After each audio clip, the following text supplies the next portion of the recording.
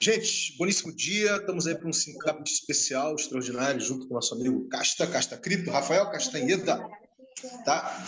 Que, aliás, caso vocês não saibam, ele está concorrendo aí a fazer parte de um ranking, né, de influenciadores ou desinfluenciadores para tirar o tipo de influência do tipo de mercado de cripto, tá? Mas enfim, né? E este que vos fala já votou nele, obviamente no garoto lá, no Orlando, e outros, né, que eu achei que seria interessante. E eu acho que ainda vai ter uma segunda rodada que você vai poder votar on-chain, se não me engano, agora no início de dezembro, etc. Então, daqui a pouquinho, quando ele fizer o check-in dele, ele fala um pouquinho disso aí, para a gente poder dar uma força nesse sentido, né? Então, gente, vamos lá.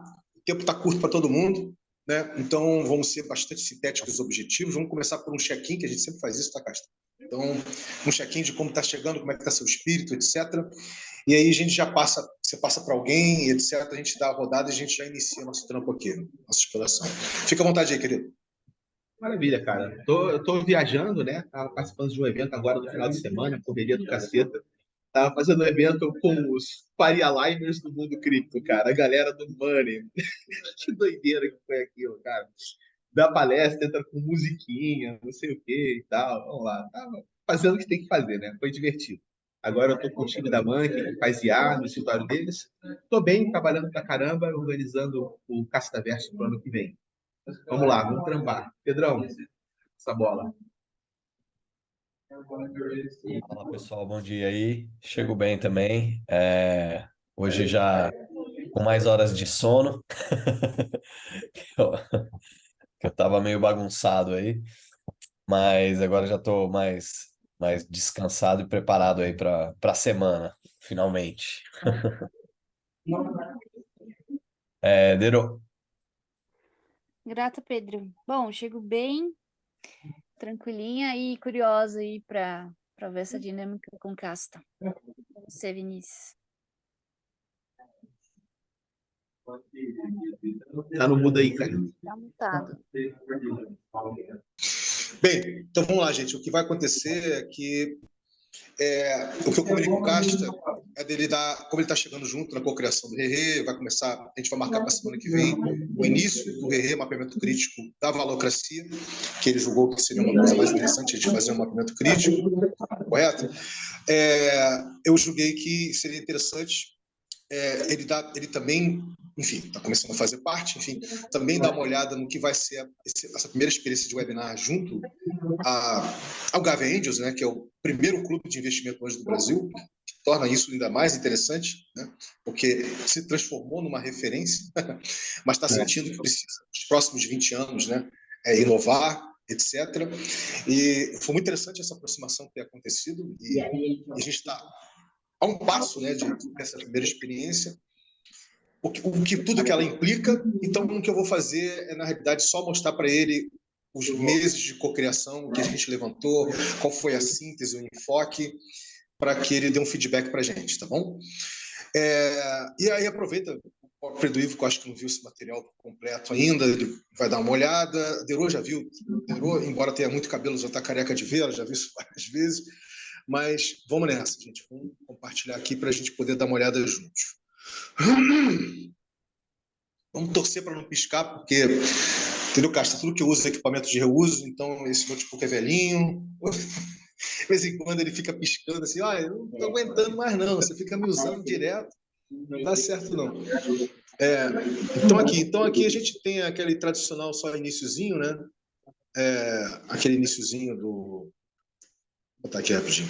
A gente tem o iniciozinho do webinar, Gavin Angels, novembro, vamos ver se vai ser agora, final de novembro, né? Aqui o Rerê, aqui no caso o círculo originário, né, que é o primeiro círculo, né, baseado no O2 do Rerê. Né? E a gente tem aqui uma sacada que aconteceu durante a cocriação, sabe, Casta? Falar de protocolo e como os protocolos estão vivos, estão presentes em nossa vida, né? A gente não se dá conta como eles estão vivos e presentes, né? E a gente achou interessante justamente começar com essa perspectiva, porque é uma perspectiva que normalmente as pessoas não abordam, a não ser que seja um papo muito técnico, tecnológico, enfim, mas falar de não vou falar, mas vou abordar, né, o quanto nós vivemos com protocolos na sociedade que nos tornamos, né, protocolos científicos, diplomáticos, políticos, burocráticos, médicos, de comunicação, político, computacional, criptográfico, né, e da própria internet, que reúne muito desses protocolos, se não todos eles, né? Então, a gente começa por aí com essa provocação. Aí, depois, no segundo momento, eu vou falar, de forma muito resumida, que eu vivi intensamente, estava lá, como um dos co-criadores, da Web 1, né, de 89 a 2004. Né? E o que essa Web 1 criou, que no caso foi o conceito de internet startup, né, que não havia esse conceito. Do que implicou esse espaço, do que implicou o entendimento, né, de ciberespaço, né? E que o próprio ciberespaço era oportunidade de investimento, né? E qual era a caracterização dessa internet, né? Dessa camada de aplicações, né? Ela não era algoritmizada, né? Então ela era basicamente regida por protocolos. Você tem aí a versão 4, né, do Internet Protocol, foi a versão que deu certo, porque as outras foram todas experimentais, aconteceram. Você tem o TCP sendo implementado, né? Ou seja, olha que bacana, literalmente sendo implementado, uma cultura realmente open source. Você, mesmo com páginas estáticas, você tinha uma experiência assim, sensacional, né? O fato de você navegar pela internet era uma sensação assim, incrível, né? Estou fazendo notas aqui, tá, cara? Tô olhando para o lado, tô anotando observações, tá? Tá. Então, você sabe que eu estou te ouvindo, mas eu estou olhando para o lado e estou fazendo notas em cima do que está falando. Pode seguir. Tá. E aí você tinha aí... ela nasceu descentralizada no sentido de que ela nasceu a partir das universidades, né, da ARPANET, que estavam ligadas para a distribuída. Olha que interessante, né? A Web 1, ela nasceu... Ela da descentralização, ela gerou um padrão distribuído, P2P, literalmente. Então, você tinha como principais atratores para gerar investimento buscadores e navegadores. A gente está falando de uma experiência de 40 milhões de pessoas, basicamente, boa parte delas nos Estados Unidos. Mas essa é a experiência que nós estamos falando, né? E nessa Web 1, né, você tem... foi justamente a entrada do Vale do Silício, né, e dos V6, que foi muito paradoxal. Ao mesmo tempo que ela estimulou, né, a criação de empreendimentos, de propostas de diferentes buscadores e navegadores, etc., ela acabou criando, né, gerando, na passagem do século, a primeira bolha, né? A primeira bolha de tecnologia, na realidade. Porque, se você parar para pensar bem, nunca houve antes uma bolha de tecnologia. E foi justamente aquilo que ninguém conhecia, que era a internet, né, que era o cyberspace, que gerou essa primeira bolha, a bolha.com. A partir daí, houve muitos aprendizados, e esses aprendizados, né, geraram a Web 2. E a Web 2, ela nasce, basicamente, em duas esteiras, né? Ela nasce na esteira da web semântica, do Tim Berners-Lee, que é um papel que ele publicou em 2001, 2002, que nunca foi colocado, quer dizer, não foi colocado em prática da forma como ele imaginou, mas foi apropriado pelo Vale do Silício como um todo, né? Ou seja, de entender que a navegação ela não tinha que ser ponto a ponto. A navegação ela tinha que ser indexada, a navegação ela tinha que ser conduzida, ela tinha que ser algoritmizada. Então, nasce aí, com Web 2, essa camada de aplicação algoritmizada, navegada, semântica, né? Mas todo mundo entendeu isso como um grande benefício, tá? Todo mundo entendeu isso como um grande benefício, com uma facilidade, mas, ao mesmo tempo, esse grande benefício, essa facilidade, né? Ele provocou o quê? Né? O que ele provocou? Ele realmente deu base para você pensar, você projetar o mundo real, a sociedade real, nesse ciberespaço, né? Na medida que te gerou controle e comando, né, sobre a navegação, né? Enfim, você não tinha na Web 1 a captura e a vigilância de dados. Não tinha. Porque você ainda tinha uma criptografia rasa acontecendo ali. Na Web 2, que você tem aí o Wild West, aí, né, o Western Selvagem, você começa a ter captura de dados, né? Inicialmente, só com funções não é com funções, mas com um driver mercadológico mesmo, né, de marketing, vamos botar assim. Né? E então você começa a ter navegadores algoritmizados, você tem a famosa o lançamento da versão 6, né, do Internet Protocol, que até hoje está sendo implementado, que ela é muito controversa, eu não vou entrar nesse detalhe, evidentemente, mas eu botei aí só para ilustrar quando você tem o IPv6. A gente começa a ter uma internet, gente, que deixou de ser o ciberespaço, passou a ser um espaço corporativo e estadocêntrico. Porque uma dos aprendizados que aconteceu entre a Web 1 e a Web 2 foram os acordos e os protocolos estabelecidos entre indústrias poderosas. Uma indústria nascente de internet, né? As startups de internet, essa indústria nascente, e você tem a indústria da telecomunicações e a indústria dos eletroeletrônicos. Então, quando eles começam a fazer acordo entre eles, o acordo de como eles vão operar conjunto, né, nasce o conceito de banda larga, por exemplo, que era um investimento que as operadoras não estavam dispostas a fazer. Mas elas vendo o potencial dessa web semântica, da web onde você consegue projetar, né, um serviço, ter um produto, você consegue levar a lógica mercadológica para o ciberespaço, né? Começou a valer a pena fazer esse tipo de investimento, né? Esse tipo de investimento. E eles começaram a desenvolver esses protocolos que não existiam antes.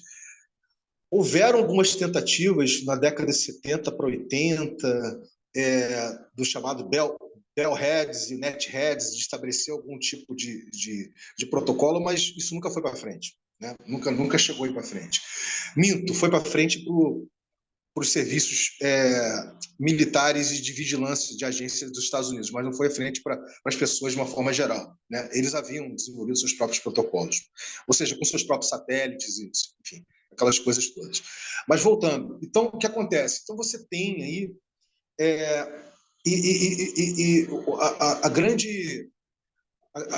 o grande ponto culminante, né, sintético, de sintetização desses acordos, desse protocolo entre essas três indústrias, é com o lançamento em 2008 do iPhone da Apple, né? Que você consagra o smartphone e o touch, né, com um aparelho de navegação. Ele vira um veículo. E aí, com isso, o nascimento de aplicativos, né, dos aplicativos como nós temos. Então, você tem esse ponto de culminância em 2008. Então, você tem...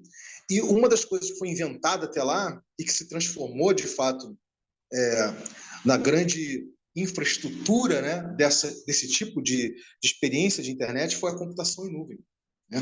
A computação em nuvem, também uma faca de dois legumes, né, mas ela, basicamente, ela acabou sendo dominada pelo grande capital, né? Você hoje, ou seja, o mundo hoje todo, quer dizer, não todo, né?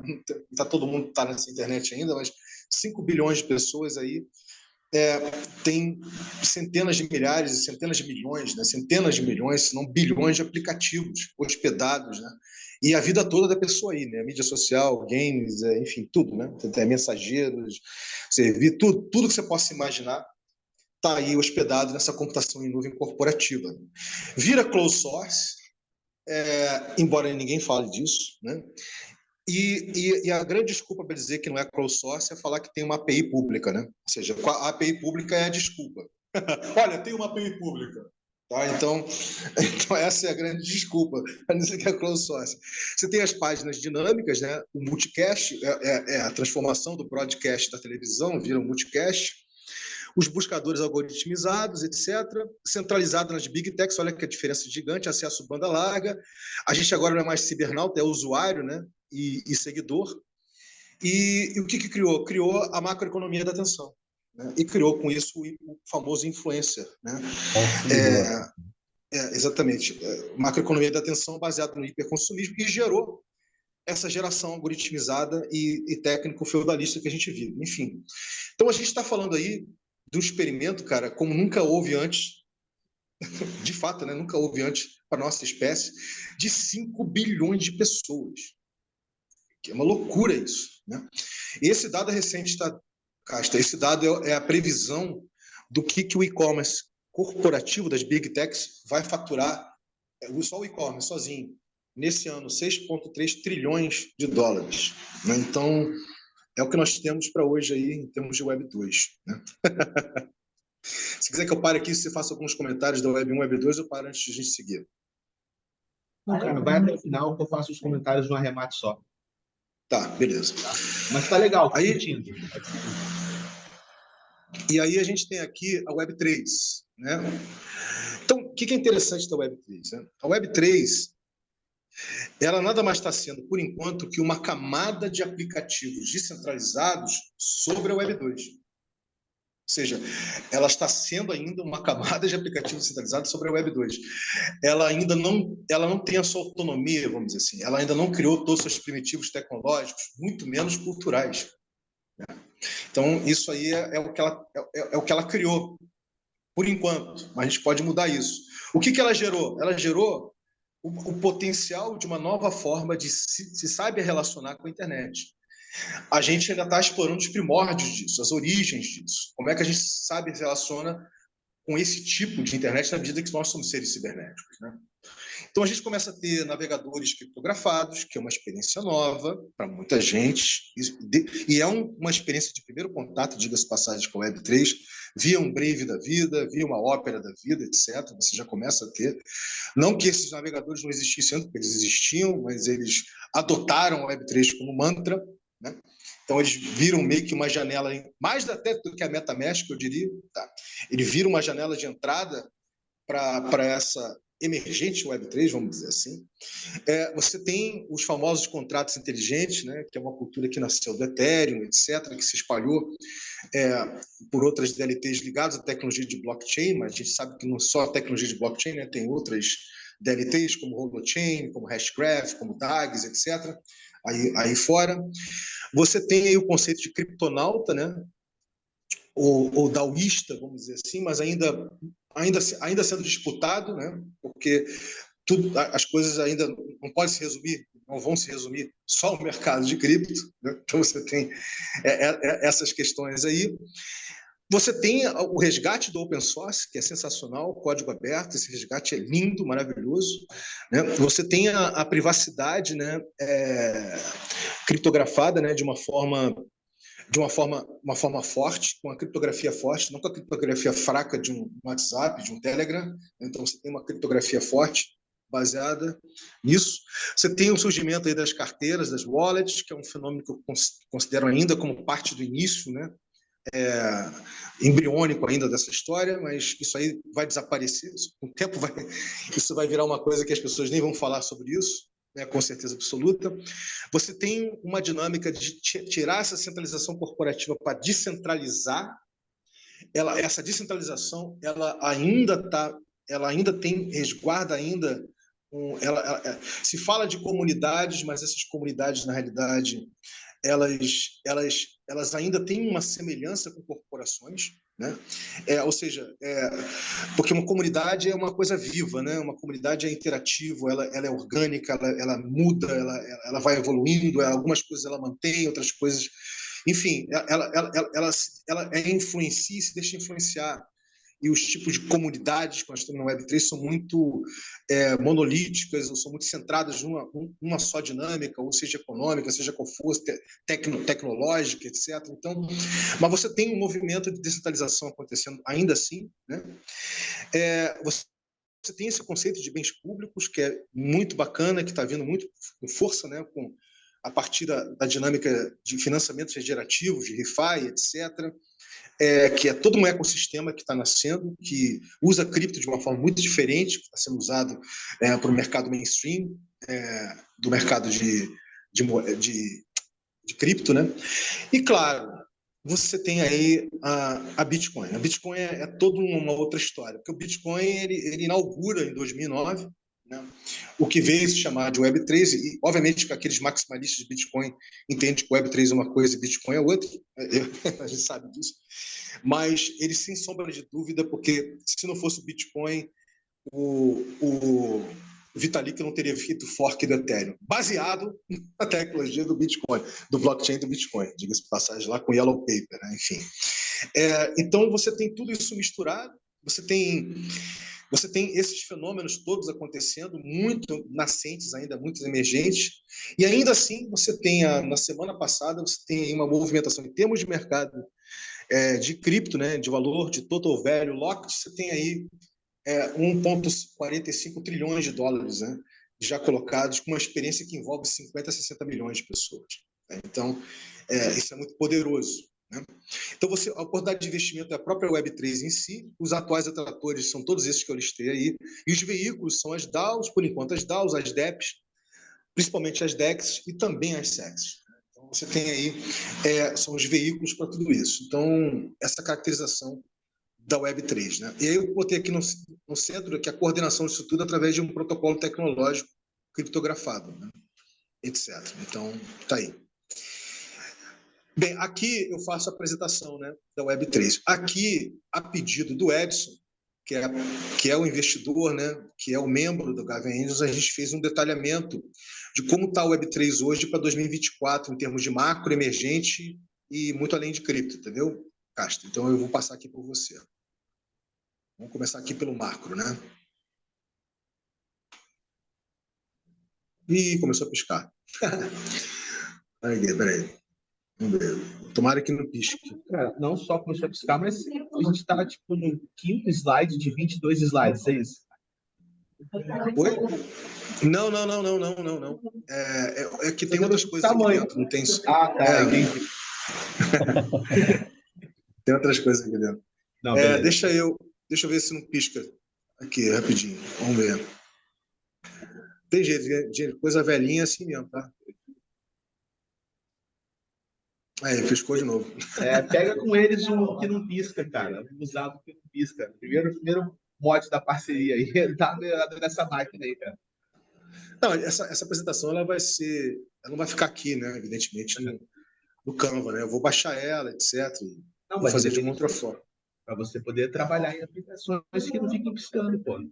Você merece. Bem, gente, eu queria tentar, vamos ver se eu consigo, tá? Eu vou tentar novamente.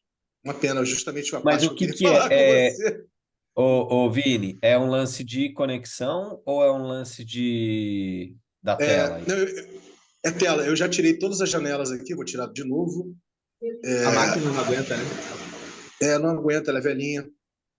Porque se você me mandar o link aqui e ele estiver aberto, eu consigo compartilhar e aí eu vou passando para você. Tá, eu vou fazer vou rapidinho no banheiro enquanto vocês fazem isso. Então vai lá, querido, vai lá. Eu vou tentar aqui de novo, novamente. Vamos ver se rola.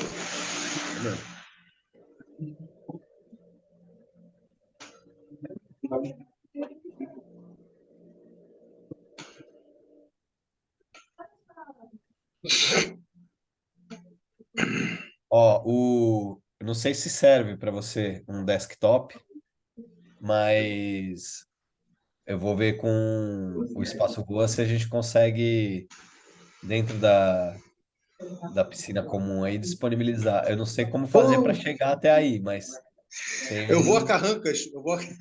Demora. Bora fazer. Mas tem uns desktop lá com Linux i4, eu acho, e com monitor, tudo direitinho, para que de repente eu consigo colocar na piscina abundante aí do Espaço Show de Rua bola. para Tá você piscando poder... aí, gente? Acho que tá bom, né? Voltou.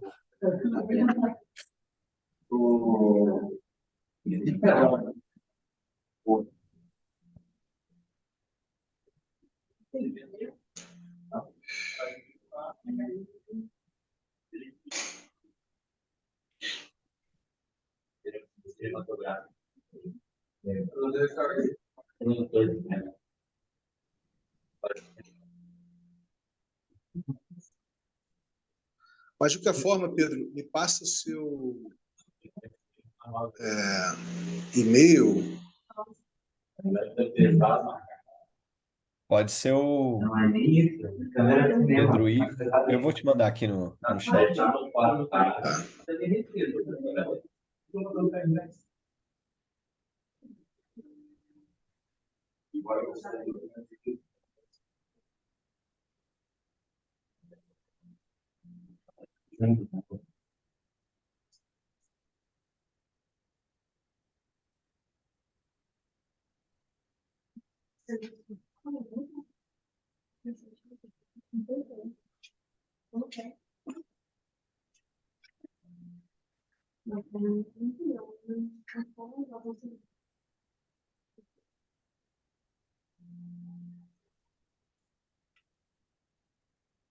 Falta play, DJ.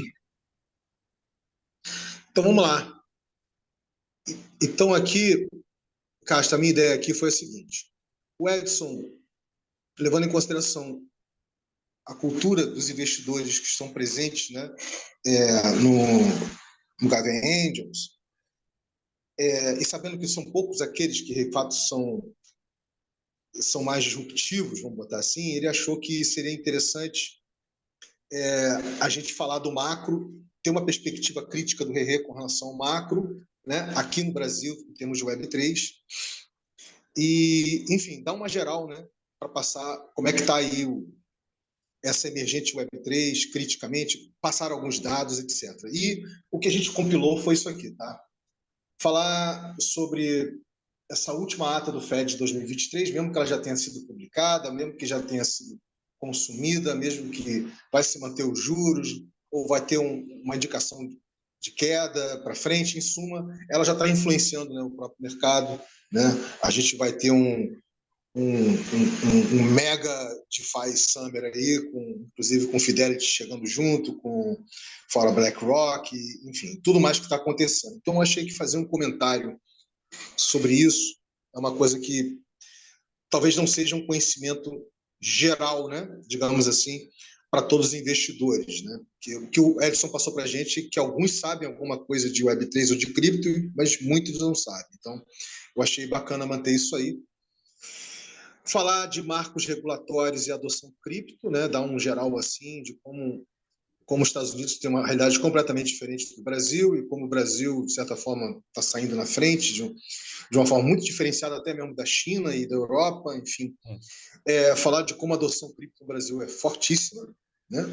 Está entre os maiores aí do planeta, só em termos de DeFi é o segundo, né? A gente vai falar até desse dado um pouquinho mais para frente, da Consensus, que é o segundo aí de gente que faz adoção de cripto aqui. Falar aí de um trilema que não é o trilema da tecnologia de blockchain, mas dessa coisa da reserva de valor, né? Nessa terceira década para a quarta, que é o Bitcoin, stablecoins e CBDCs, né? O quanto elas... o que isso implica, né? Países pequenos adotando Bitcoin, as stablecoins ainda servindo muito para o trade de uma forma geral, as CBDCs começando a chegar no pedaço, etc. Né? O que isso pode implicar, etc. Falar do trilema das L1s, da camada 1, né? E a diferença do monolitismo do Ethereum para o multi-chain do Cosmos, por exemplo, para falar que existe essa visão, esse entendimento, né? Que são coisas de que esse tipo assim, economicamente falando, não tem nem como comparar o Ethereum com o Cosmos, a gente sabe disso, mas quando você olha para o Cosmos, a maleabilidade que o SDK do Cosmos tem para você poder fazer sua app chain nem se compara com o Ethereum. Quer dizer, Ethereum é como se fosse um conjunto habitacional gigante, né, onde você tem um espaçozinho pequeno, mas você tem ali o poder econômico ou as facilidades de você fazer implementação. Quer dizer, você não tem um espaço de design sensacional que o SDK do Cosmos oferece, por exemplo, e falar das diferenças e como é que esse trilema move essas duas diferentes tecnologias de blockchain, né? Aí falar das camadas zeros, de outras DLTs, aí no caso da Internet Computer, que eu vejo muito pouca gente falando, e é uma tecnologia impressionante, né? É um tipo Aqui diferenciado. você fala do ICP? Não, eu estou falando do Internet Computer. Tá. Do Internet Computer, que é um tipo de tecnologia, é um tipo de DLT que não é propriamente um blockchain, mas é baseado na tecnologia de blockchain, tipo mas um pouco tipo IOTA, que não é uma blockchain, né? É um É, outro modelo, né? e falar do Holochain, né? Que no caso, eu tenho uma ligação forte com o Holochain e das experiências que estão acontecendo no Holochain, etc. Falar do ETF Bitcoin Summer de 2024, que está ligado, né, literalmente, essa última ata do Fed. Falar do DeFi 3.0, do Radiant, Pendle e da versão 4 do Uniswap, que só vai acontecer, né, quando tiver aí o protocolo Cancun Deneb, né, ano que vem, do Ethereum. Agora vamos ver se eu consigo aqui, tá, gente? Vamos ver se eu consigo. Consegui, vamos comemorar. Consegui. E aí você tem o que está emergindo, né? O que vem no rastro de tudo isso, o que está emergindo, né? A emergência emergente. Você tem aí os real world assets começando a ganhar tração, né? Então você tem os exemplos da Centrifuge, da Ondo, do Relio, por exemplo. Você tem aí as mídias descentralizadas, né? Enfim, começando também a ganhar força em termos de identidade, mídia social e credenciais. Você tem a cena, né, das ciências descentralizadas, com VitaDAO, ValiDAO e Molecule, né, abrindo espaço, né, para que as pessoas possam fazer parte do desenvolvimento científico, né, através de tokenomics muito específicas para esse tipo de coisa. Você tem todo esse ecossistema de ReFi, Quadratic Funding, com Gitcoin, Greenpill, ReFiDAO nascendo, etc. Então, vou falar um pouco disso, né? Agora vamos lá, mais um movimentozinho, tá, gente? Devagarzinho aqui. E aí, muito além do mercado cripto, né? A gente tem isso aqui, né? Eu resolvi botar isso aqui. O que nós temos basicamente o que vai começar a ter cada vez mais são DLTs e protocolos que criem primitivos tecnológicos e culturais que 100% descentralizem e humanizem a experiência Web3, possuam autonomia com relação ao Web 2 e do cada vez mais insustentável padrão Fiat, né? Então, isso é uma tendência, isso é uma coisa que a gente está olhando, que já está acontecendo, né? E os principais drivers disso são o DeSoc, é o DeFi RWA e é o ReFi, né, em Real Life e RLA. Eles são os principais drivers que estão conversando com esse tipo de evolução, vamos dizer assim. Você tem cada vez mais uma educação crítica em Web3, ou seja, não apenas para formar devs, mas para compreender o fantástico potencial da sua cibernética e capacidade para se ressignificar riqueza, forma de gerar e empreender, não restrita apenas à dimensão de gen especulativa, né? Rapidinho, vamos ver se eu consigo ainda. Opa, estou conseguindo, estou feliz, estou feliz. Você tem o entrelace da inteligência artificial, né, com a Web3, ou seja, do gerenciamento através de machine learning de criptoativos, que a Singularity DAO, por exemplo, vem DeFi realizando pioneiramente, passando por uma nova geração de contratos inteligentes e DAOs usando a NLP, né, a linguagem natural, ou seja, você vai precisar ler número, etc. Aí, no caso, é a inteligência artificial a serviço da inteligência humana, né, que é o que você não vê muito na Web 2 nesse sentido. Então, essa é a caracterização que eu fiz macro, assim, da Web3, né, que eu busquei fazer macro, da Web3 hoje e 2024, tá bom? Vamos passar só para o próximo slide, que é aqui no Brasil, né? Caracterizando o Brasil, hoje no Brasil. Então, você tem aqui no Brasil, você tem... Um momentinho só.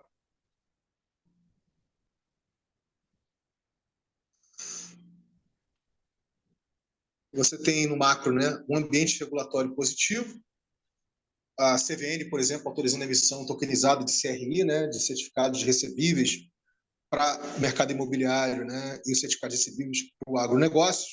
Isso acho que para eles vai ser uma coisa interessante de saberem, isso já vem acontecendo. Tem aberturas de aceleradoras de Web3 no Brasil, né? A Web3 Valley, ela já começou a... Você tem a Elo, o cartão Elo, literalmente fazendo uma aceleradora de Web3, o cartão Elo, tá, gente? Cartão de crédito, né? E você tem a Web3 Valley começando a desenvolver programas nesse sentido. Esse é um dado da Consensus, tá? O Brasil é o segundo país com mais investidores de DeFi no planeta, né? Só perdendo para os Estados Unidos. Você tem o BN10 e o TCU, né, fazendo a rede Blockchain Brasil, né? Foi lançado em 2022, já fazendo acordo com os estados. Você já tem esse piloto do Drex já envolvendo o grosso do sistema financeiro brasileiro, enfim. E você tem o Hathor, né, que tem um principal, em termos de volume negociado, a principal stablecoin, né? Só esse ano já conseguiu atingir 612 milhões de reais, né, em volume mensal negociado. Então, você tem isso no macro, né? Aí, no emergente, você tem a Web3 Educação cada vez mais inclusiva, ou seja, chegando em favelas, chegando em comunidades ribeirinhas, chegando em tribos indígenas, etc. A Web3 Vale lançou em julho desse ano o programa Angel 3.0, né? Ou seja, já levando essa cultura, né, para o universo de investidores anjos, etc. Você tem a inovação, a grande inovação Web3 BR mais significativa, ela está vindo, de fato, do nascente ecossistema de ReFi e IRL, né? Que, aliás, boa parte dos projetos estão ligados hoje ao ReRe, nesse sentido. Você tem o DeFi RWI, né, em alta. Aí, eu não sei se você está sabendo, a Casta tem o case da Light DeFi, né, com BrilhaCon 01, que vai ser uma... A Light, ela é uma distribuidora de energia, ela é uma geradora, mas ela vai fazer... essa BrilhaCon vai trabalhar com tecnologia eólica, solar, etc.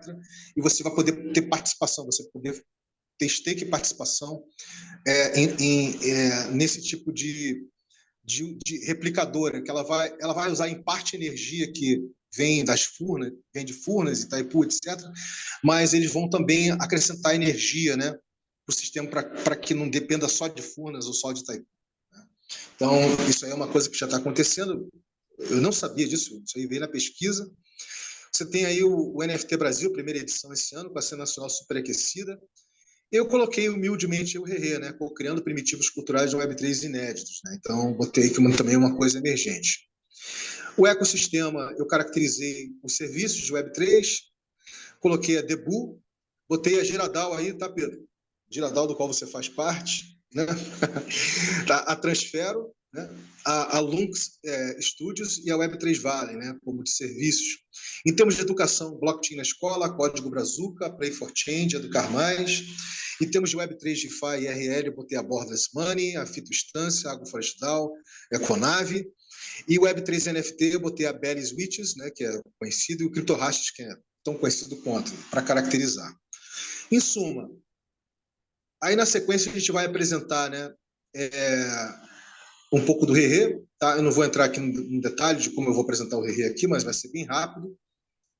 Já botei o Casta Guilda, mas eu posso tirar o Casta Guilda ali se você quiser, tá? Casta.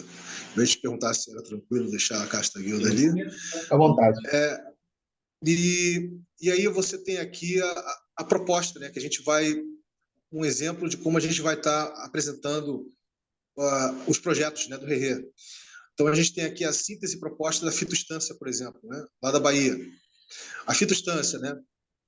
O que é a Fitoinstância? É um resgate local da simbiose homem-natureza. Né? Obviamente que eu vou estar falando aqui que é um fitoncida, né, etc. Antes de eu falar de tudo isso aí, eu vou estar explicando o que é um fitoncida, como é que ele está presente na natureza, como é que ele faz parte, como é que ele reforça a sua imunologia, etc. O próprio conceito de fitoinstância, como é que a gente pode espalhar isso como conceito pelo Brasil, né? A ideia é a gente criar um conceito inédito, a gente criar uma inédita matriz econômica ligada à saúde preventiva que não existe no Brasil, nesse sentido. E uma das ideias que nasceu no ReRe, mapeamento crítico da proposta de valor da fitoinstância, foi o Health Back, né? Baseado no cashback. Então, vai ser uma forma que vai servir como mecanismo econômico de mobilização, né? Para as pessoas poderem se engajar. E a gente vai estar gerando um inédito blueprint regenerativo, né, na Web3, que não existe hoje nesse sentido. Vamos estar trabalhando com financiamento coletivo recorrente do Quadratic Funding, através do ReFi, e a gente vai estar iniciando uma dinâmica de ciência descentralizada, envolvimento de pessoas e comunidades com amplo mapeamento científico aberto para mapear os diferentes ecossistemas, né, e fitoncidas que existem em cada tipo de biorregionalidade, por exemplo. Né? A gente vai estar falando isso. Isso com relação à proposta. Com relação às inovações, a gente está falando do empreendimento em rede on-chain, que não é a mesma coisa que uma DAO, tá? Então, porque isso é um conceito que o Rerê está trazendo, né, do empreendimento on-chain. A gente está falando do Healthback, né, que é a versão Web3 regenerativa do cashback, de fácil aderência à rede de incentivos já existentes para a cocriação de novas. A gente está falando da criação de um marketplace diferenciado, capaz de visibilizar a cultura da saúde preventiva no Brasil, que tem pouca ou quase nenhuma visibilidade. Potencial para a criação de produtos, serviços, experiências regenerativas inéditas junto a diversas indústrias, por exemplo, para seguros, por exemplo, plano de saúde, para tudo que você possa imaginar. A gente pode estar criando coisas novas aí. Facilidade inicial para a realização de beta, né, tanto em São Paulo capital, quanto junto a diferentes tipos de realidades rurais, através dos projetos que criam o Rerê, né, que são vários, esses projetos estão presentes em vários lugares do Brasil, né? E o investimento eu botei dessa forma, né? O montante de recurso fiat necessário, quer dizer, o investimento ele vai ser esse montante de recurso fiat necessário. Já foi levantado esse recurso, montante de recurso fiat necessário para a gente poder. Não é aqui não, Vinícius. Eu tô lendo errado aqui, tá? Peraí, gente. Isso aqui já evoluiu já. Aqui embaixo. Desculpa. Montante de recurso fiat necessário para estruturar o full stack do Healthback, né? Porque é uma tecnologia. A gente está só com protótipo, a gente precisa. A gente já investiu no protótipo, falta fazer o full stack do Healthback, né? Formas diversas de tanto facilitar como rentabilizar o investimento, né? Isso é uma das facilidades que a Web3 proporciona, vamos dizer assim, onde o retorno sobre investimento, né, não ocorrerá também através das dinâmicas de entrelaçamento do Rerê com outros projetos, né? Porque isso é típico do Rerê, né? E aqui é uma forma de você visualizar, já no mapeamento crítico que a gente está fazendo na fitoinstância, de que forma você consegue, onde a gente já visualizou muito dos entrelaçamentos aqui, tá? Que vai acontecer com a Borderless Money, que vai acontecer com o Espaço Voa, com a Play for Change, com a Keynote Studio, com o Doce de Lembrança, com o Código Brazuca, com o Guardiões do Clima, gerando uma piscina comum entrelaçada, as possibilidades que gera, etc, etc, etc. Claro que tudo isso aí eu vou explicar. Eu estou passando rápido só para não demorar muito, porque a gente está com pouco tempo aqui. Tá? Então, é basicamente isso, tá? Casta, meu querido. Evidentemente que eu não vou fazer nessa velocidade. Eu vou fazer essa apresentação de uma forma diferente que eu fiz com você, mas tá aí. Fica à vontade para fazer seus comentários aí. Quantas horas você vai ter com esses caras? A gente vai ter 1 horinha. Eu pretendo fazer essa apresentação em meia hora, estourando meia hora, 35 minutos. E é isso. Eu quero deixar aberto para eles terem dúvida. Eu vou falar, mas não vou explicar no detalhe as coisas, para que eles possam tirar dúvidas, etc. Então é isso, querido. Cara, eu acho que vai caber, cara, em meia hora. É impossível. Você não vai conseguir. Você acha mesmo? Não, acho que não, tenho certeza absoluta. Com todas as fibras do meu ser. O lance é assim, em uma talvez hora você é impossível falar consiga. isso tudo, cara. Talvez você consiga até falar, mas não com uma não tendo do lado de quem a não está ser, ouvindo pela primeira vez, não vai ter o cara não vai conseguir processar. É muita coisa. Tem muito a não termo ser, diferente. a não ser que eu foque só nesses 3 slides aqui. Vocês concordam comigo? Não, cara, Já deixa eu te falar o que eu faria, tá? Eu simplificaria o macro. Assim, cara, não tem por que você falar de holochain para um cara que nem sabe o que é Web3. Não faz sentido, sacou? Não faz sentido entrar em especificidades, tipo, Cosmos, sacou? Tipo, holochain, Pendle. O cara nem sabe o que é cripto. Então, eu faria um macro super simplificado, tipo, um macro BR e um macro global no mesmo slide, só com esses pontos de cima simplificados. E aí eu economizaria tempo no macro, para poder focar no estudo de caso do Python-Sida, sacou? E ainda tem o da borda. Vai junto também, 2 estudos de caso? Então, eu não sei. Eu tô achando que tá bem apertado, assim, para passar Não, tudo gente, em é uma muito importante esse feedback aí, tá? Porque, na realidade, Casta, eu tenho eu tenho uma noção, evidentemente que eu sei que não dá para eu passar batido em cima de tudo isso. Não tem como, senão eu vou estar falando, eu estou falando uma língua alienígena. Né? Mas eu estava com essa sensação de que, no afã de querer mapear, né, de fazer de realmente apresentar um conteúdo diferenciado, eu acabei montando uma semana de imersão, né? Isso aí daria um curso, sacou? Exatamente. É um Mas curso. é um curso. Bom, um webinar geralmente é um período, né? É uma manhã ou uma tarde. Daria uma imersão, Ou um talvez. dia, né? E aqui tá com conteúdo, tem para sustentar um dia de webinar. Eu vou te Uma falar. hora, realmente, eu estava achando que era mais tempo também, Vini. Eu perguntei em horas porque eu nunca nem sonhei que isso fosse ser dito em 1 hora, sequer menos de 1 hora, né? Nem passou para mim, os caras vão ter uma tarde juntos, né? Tipo, vão tomar um café, um brunch. Vou fazer rapidinho que eu tenho que ir para outra call, cara. As minhas observações, depois vocês podem continuar batendo. Volta lá para o começo, cara. Devagarinho.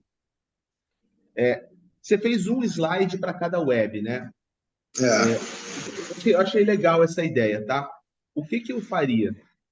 Você consegue tirar um pouco do zoom sem estragar o rolê? Isso, show.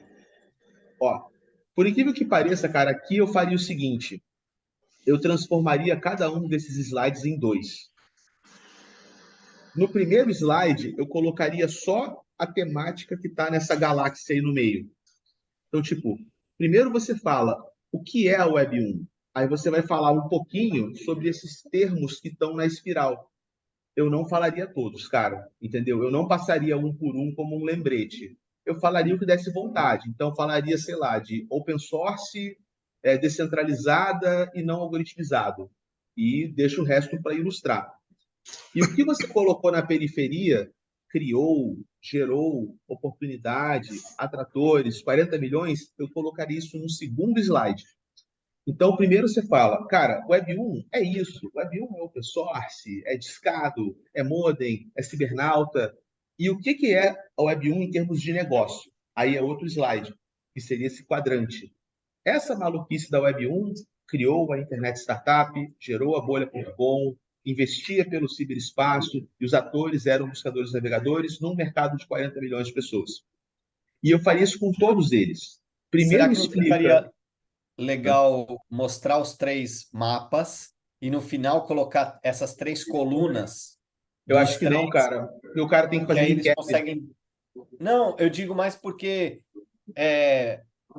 você consegue ver a evolução, as diferenças, né? Os highlights num único slide, as 3. Eu faria um de cada vez, cara, para ele construir um raciocínio. O cara não tem a visão, ele não vai sacar a costura. É mais fácil Ele mostrar não como vai ficou, amarrar, né? Tá. o que ficou no passado ficou, mas sim, pode testar, tá? Para os 3, cara, eu separaria essa galáxia do que você colocou na periferia, tipo, o que é a essência da Web 1 e o que é a Web 1 em termos de negócio. E para o cara poder ver um slide com investimento, criou, bolha.com, aqui é o business, sacou? A teoria do business. Simplificaria absurdamente o macro.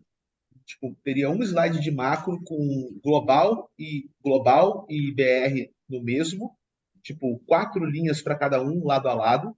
Provavelmente essa parte aí de cima que você colocou, né? Não citaria projetos específicos além de Bitcoin no macro, sabe? Para mim, para ele seria tudo Bitcoin e outros. Colocaria termos como contrato inteligente, né? Tokenização, ativos do mundo real, né? E faria um panorama macro BR bem separadinho para ter tempo de estressar o caso de uso. Acho que aí você consegue economizar tempo e focar na fita instância e no borderless para provocar a discussão em cima do exemplo real, sacou? Como eu faria? Aí você pode pegar esses insights e achar o teu jeito, né? Você acha que essa divisão do macro global, macro internet Web3 e o Brasil, com esses dados do Brasil aqui, você não acha interessante manter algum dado do Brasil aqui? Eu acho, mas caberia num slide só, cara. Tipo, Brasil versus Globo, sacou? Macro. Entendi. Eu botaria como se fossem duas bolinhas, uma de cada lado, sacou? Até podem se intercalar um pouco. E, Pode e, pôr os e, pontos e o de miolo, convergência. eu tiraria todo o miolo, sacou? Eu iria só com os macrotópicos para esse talk, né? Para outro talk até aprofundaria. Para esse talk que é inicial, acho que entrar nessa bola não vale a pena, sacou? O lado de fora da bola já é mais que suficiente. Então tá, querido. Pô, sensacional. Obrigado aí pelo seu feedback. Eu já saquei. Vou simplificar isso. Horrores. Eu peguei pesado, né? Tá. Gente, vocês têm que entender que assim, você criar um conteúdo, né? Você sendo água para quem é azeite, Eu entendeu? sei, cara. Eu sei. Você acaba estressando, entendeu? Você acaba querendo. Você está tateando o elefante, vocês entendem o que eu estou falando, né? Você está tateando o elefante no escuro. Então, acabou que saiu tudo isso. Acho que tudo isso aí é muito fruto de querer encontrar o ponto certo. Quer dizer, tipo assim, você fez o caldão, você fez o caldo do zaru, e você não, vamos trabalhar só com cenoura e batata aqui que tá bom, entendeu? Mas é melhor isso do que o contrário. É melhor ter o que tirar do que faltar para colocar, sacou? Com certeza. Então, conteúdo, cara, peca pelo excesso e depois corta fora. Muito melhor, sacou? Mas o que você achou? Você achou bem up-to-date do conteúdo aqui? Se fosse fazer para o Vitalik, por exemplo? Não, o Vitalik, mas se você fosse fazer para Venture Capitals de cripto, já caberia mais densidade, sacou? Então vai falar para uma Viden, sacou? Vai falar para uma Paradigm, uma A16Z, aí já começa a ficar mais adequado. Mas para uma galera que não tem contato, tem que ser uma visão mais reducionista mesmo, sacou? Só para eles começarem a atiçar. E aí a jornada narrativa de Web 1 para Web 3 é muito boa, porque ali o cara vai encontrar um pouco de familiaridade. Talvez alguns deles mais velhos já tenham usado um pouco da Web 1, tenham visto o surgimento das mídias sociais, e eles vão ter um raporte na tua narrativa. Então, é legal botar um bom panorama tipo de business na Web 1, business na Web 2, business na Web 3. Aí a gente fala de macro e começa a estressar casos de uso real. Acho que vai ficar uma jornada boa para eles, sacou? Mais palatável. Interessante. Interessante. Obrigado, querido. Vai embora. Você está precisando ir. Deixa eu fazer meu check-out, então. Tem check-out? Deixa eu fazer meu check-out. Tem check-out. Faz seu check-out. Então, beleza. Só dar um abração para vocês, é sempre um prazer. Eu vou arrumar a horinha e meia, 2 horas que a gente precisa para começar a fazer mapeamento crítico aí na semana que vem. A gente vai se falando. Galerinha, tá bom, abração querido. para todos. Valeu. Casta checkout. Valeu, queridão. E aí, gente, foi muito bom o feedback dele, tá? Porque eu já estava com essa impressão, na realidade. Eu estava treinando a minha capacidade de conseguir fazer uma apresentação dessa monta, dando highlight de coisas, porque, na realidade, a estratégia que eu ia usar, que eu vou usar, não que eu vou usar, seria não ler tudo. Sim. Eu ia focar um ponto ou outro das coisas para deixar eles curiosos com relação ao que está ali, ia passar rapidinho num ponto ou outro, de um slide, ali depois ia para o outro, num ponto ou outro, amarrando rapidamente. Vocês estão entendendo? Depois de embaixo, quer dizer, ou seja, o que eu quero dizer, o slide não corresponder ao que eu vou falar. Não, senão não faz sentido, né? Você tem que ficar falando a mesma coisa que está escrito. Mas eu acho que o principal é esse, assim, eu não tinha noção do tempo que teria, e eu já tinha visto algumas coisas, né, que a gente tinha, que estavam lá no Miro, né, e eu estava achando que teria mais tempo. Bom, agora que você falou que é 1 hora, aí deu tipo um choque de realidade, né? Mas eu acho que eu gostei também do que o Casta falou, ele tem bastante experiência também de apresentar, acho que para públicos diferentes aí, acho que faz sentido. E aí, bom, é isso. E em relação a Borderless, a gente também precisaria ver se a gente consegue. Ó, eu tenho tempo aqui, eu precisaria só pegar uma água ali, Vai lá, mas eu cara. tenho tempo e como é que vocês estão aí? Como é que você tá, Vi? Você Então, vai parar para querido, almoçar que horas? é, São 12h40. na realidade, na realidade, eu almoço um pouquinho mais tarde, não almoço agora não, entendeu? Mas eu posso comer alguma coisa. Se você for parar para fazer alguma coisa em termos de almoço, agitar, a gente finaliza aqui e volta Não, daqui, sei lá. aqui a gente já desmontou a cozinha.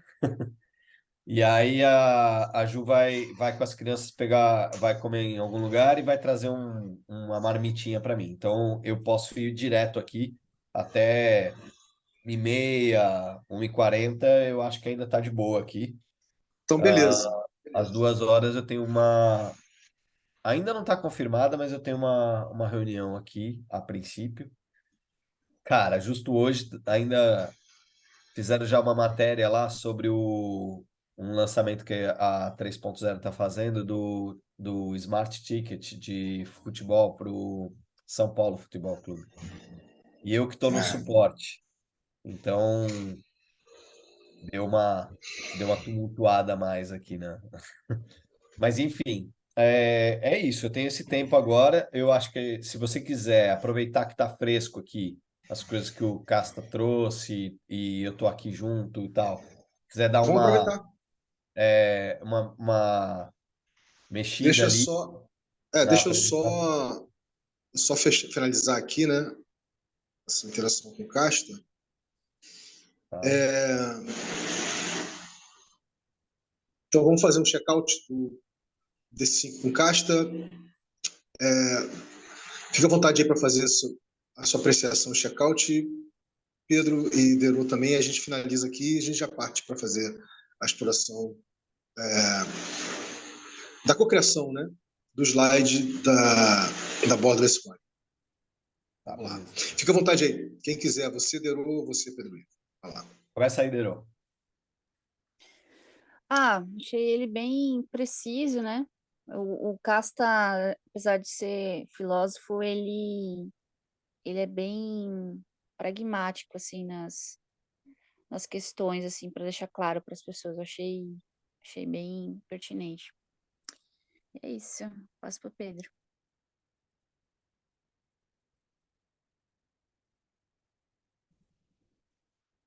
Então, Pedro, finaliza aí, querido. Isso também. Eu achei que os pontos que ele trouxe foram relevantes. E acho que justamente essa questão da adequação aí com o tempo que teremos, né? É bem importante. Enfim. O que eu vou fazer, na realidade, O que eu vou fazer? Eu acho que esse conteúdo que acabou sendo... que a gente investiu, todos nós investimos, energizamos a cocriação dele durante 2 a 3 meses, e essa é a síntese dele, ele pode servir de referência para os outros projetos do Rede, vai ficar disponível como referência para as jornadas das pessoas e dos projetos, entendeu? Então, eu acho que a gente tem como utilizar esse conteúdo dessa forma. Mas para Bora apresentação, fazer um webinar lá em Carrancas. com certeza. Não, sério, tô falando sério, entendeu? A gente faz. Eu quero Não, eu levar, sei que você está... eu acho que é importante levar o Ferré, levar a Agroflorestal, a Play for Change, se a Carol do Educar Mais puder ir, Código Brazuca, enfim, fazer um arrastão lá. Literalmente. Literalmente, porque lá a gente tem um grupo de agrofloresteiros que acho que é importante eles começarem a entrelaçar com esse potencial. Tem o Espaço Voa e tem uma mega problema lá com os jovens, falta de perspectiva e tudo mais, que tem tudo a ver com o trabalho que a Carol faz e o pessoal da Play for Change. Então, e tem também uma galera interessada em conhecer novas tecnologias. Tem uma galera que trabalha com tecnologia remotamente. Enfim, tem várias nuances aí que eu vejo afinidade, né? E acho que vale muito a gente Agora eu tô voltando para lá, meu. Vamos fazer o negócio acontecer por lá também, entendeu? Mas é Então, isso. com certeza, isso já está no horizonte de 2024, absolutamente. Eu só quero lembrar para você, Pedro, que está desde o início da cocriação, né, do RE, que um dos pilares é justamente a gente envolver pequenas cidades, mundos sociais Eu lembro. distintos, e essas pessoas fazerem parte da cocriação dessas piscinas, dos projetos, etc. As pessoas que moram na cidade. Então isso aí, isso não está esquecido, não. A gente só precisava fazer o que a gente está fazendo, ou seja, fazer as provas de conceito que a gente fez dos encontros, dos eventos, agora o mapeamento crítico para gerar piscina comum dos projetos, depois começar a fazer os entrelaçamentos, começar a se relacionar. A gente chega lá, chega lá. O horizonte do RE é de longo prazo, né, com o protocolo cultural, então a gente chega lá. Então, gente, o que eu vou fazer, só para finalizar aqui, é o seguinte: eu vou manter o que está ali, mas eu vou esmaecer. Ou seja, muita informação ali eu vou esmaecer e só vou deixar destacado o que eu vou falar, entendeu? Isso eu acho que vai gerar uma puta de uma curiosidade por parte da galera. Mas vem cá, por que você não falou? Não, porque aqui eu quis passar o grosso do negócio. A gente querendo aprofundar, a gente pode aprofundar em outras ocasiões. Exato, abre a possibilidade. Ó, pessoal, isso aqui é o seguinte, a gente tem 1 hora, então a gente vai fazer um high level aqui, né? E tá aberto para a gente fazer um aprofundamento, aí sim, um webinar de uma tarde ou um dia, enfim. E aí a gente ajusta a profundidade que a gente vai dar em cada assunto de acordo com a. Isso também é um pouco do lance da. Isso é bacana, cara, de experimentar. Na aprendizagem ágil, né, nas facilitações, a gente tem muito essa coisa de as pessoas que estão participando dizerem o que elas querem aprofundar, né? Quais são as demandas delas e o que elas podem trazer também. Então, eu acho que isso daí dá uma pincelada legal, joga uma provocação e aí abre a possibilidade. Pessoal, gostaram do assunto? Vamos aprofundar mais? Vamos fazer um mergulho mais fundo nisso aqui? Legal, vamos lá. E aí a gente estrutura. E aí eu te ajudo também na facilitação desse negócio com base no background que eu tenho, entendeu? E aí a gente pode fazer essa parada junto, entendeu? Show de bola. Maravilhoso. Fala, Deru, querida. Já definiu a data? Não, a gente estamos esperando o Edson retornar aí. Tá. Não vou dizer que eu estou em cima dele, porque eu não preciso estar em cima dele. Né? É uma questão dele retornar a data quando ele dizer que vai ser a data. Mas a gente vai ter a data. Em breve nós teremos a data. Bem, gente, vamos lá, então deixa eu finalizar aqui.